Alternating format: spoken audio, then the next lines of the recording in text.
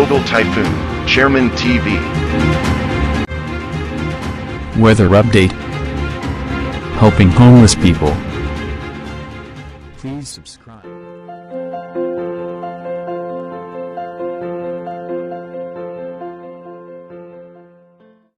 Gabi po, ito po ang latest update natin para nga po dito sa minomonitor natin na si Bagyong Mirasol. Si Bagyong Mirasol nga po, yung pinakasentro nito as of 8 p.m. ay nakalabas na nga po ng landmass ng ating bansa, pero extension ng kanyang kaulapan ay posibleng magdulot pa rin po yan ng pagulan. Dito nga po sa may parte ng Babuyan Group of Islands, sa may Cagayan, sa may Ilocos Norte, Apayao, Abra, Ilocos Sur, Kalinga, Isabela, at kasama pa rin po dyan ang La Union at Benguet. Asahan nga po natin dyan yung 50 to 100 mm na ulan ay posible po natin maranasan. Asahan din po natin may mga chance nga po ng mga pagulan sa may parte ng Metro Manila, ilang bahagi ng Mindoro Provinces, at kalat-kalat na pagulan sa Visayas, Palawan, at ilang bahagi ng Mindanao. At habang si Bagyong Nando naman ay nakapasok na ng ating Philippine Area of Responsibility. As of now po, yung kanyang pinaka-latest update ng kanyang forecast track ng Advanced Weather Forecast ng European Center. Ito nga po ay posibleng ang target niya as of now is yung parte ng extreme northern Luzon. Kaya yung mga kaibigan po natin dyan at mga kababayan natin sa parte ng extreme northern Luzon, tayo po ay maghanda. Dahil nga po hindi natin inaalis pa rin yung posibilidad na mataas nga po yung tsansa niya sa ngayon na umabot po yan ng super typhoon category. Makikita po natin yan sa ating advanced weather forecast.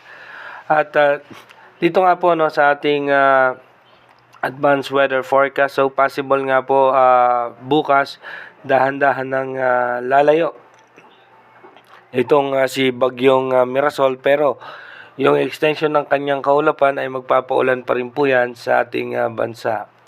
Pagdating naman po ng September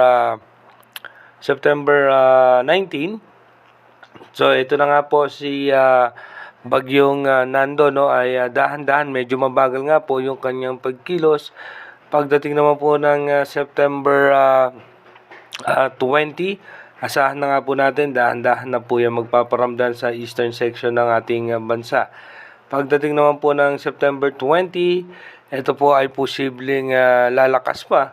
At pagdating nga po ng September 21, posible na nga po itong umabot ng typhoon category. At pagdating nga po ng September 21, asahan na nga po natin medyo mas mararamdaman na po nga yung mga pabugso-bugso ng hangin dyan sa may parte ng Northern Luzon. By September 22, dito po mas lalakas pa si Bagyong Nando, at pagdating po ng September 23, makikita natin yung kanyang diametro, Ito po yung diametro yan po yung sakop ng hangin ni Bagyong Nando. Kaya dapat po maghanda tayo dahil malakas nga po itong bagyo na ito. Pagdating po ng September 23, dito po mapapansin nga po natin mas lalakas pa nga itong si Bagyong Nando.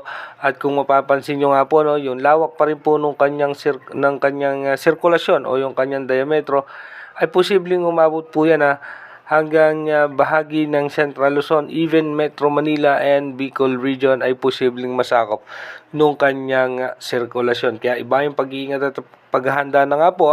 Hindi natin inaalis yung posibilidad na magkaroon ng landfall scenario dito nga po sa may parte na extreme northern Luzon at yung kanyang cone of our center T. Ito po yung sinasabi natin yung pagbabago nung kanyang sentro dahil posible po yung bumaba at posibleng umangat. Depende nga po kung matutuloy yung pagbugso ng northeast monsoon. Kaya iba yung paghahanda at pag-iingat pa rin po sa ating mga kababayan dahil mapaminsala nga si Bagyong Nando. Mag-iingat po tayo palagi. God bless po sa ating lahat.